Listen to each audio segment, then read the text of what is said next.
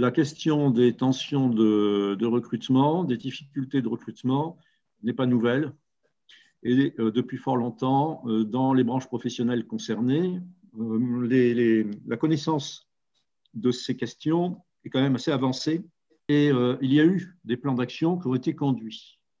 Donc l'objectif, ce n'est pas de repartir de zéro, c'est de faire un état des lieux de l'état de la connaissance de ces questions, d'observer les dispositifs qui ont été mobilisés et qui ont fonctionné, qui ont donné des résultats, de regarder également ceux qui n'en ont pas donné et pourquoi, et à partir de là, de voir s'il y a des voies nouvelles à opérer, notamment parce que, par exemple, en repartant des professions réglementées, la réglementation a pu changer, ce qui est le cas.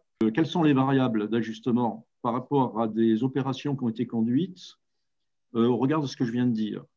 Et bien sûr, ce qui est important également, c'est de valider ces points avec des gens qui recrutent.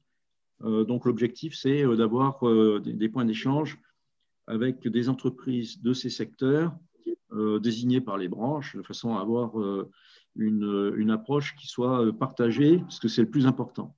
Enfin, je vous fais observer que ce n'est pas le coordonnateur qui est la mission qu'on m'a confiée, qui détermine l'action. Le coordonnateur est là pour faciliter ses travaux, peut-être faire des suggestions, bien sûr, mais surtout faire en sorte que les branches professionnelles s'engagent dans un cadre partagé avec les pouvoirs publics. C'est là le cœur de la mission, de façon à répondre, peut-être de façon nouvelle, effectivement, à des difficultés qui sont connues et qui, jusqu'à présent, ont déjà donné lieu, encore une fois, à des travaux dont les effets sont manifestement pas suffisants.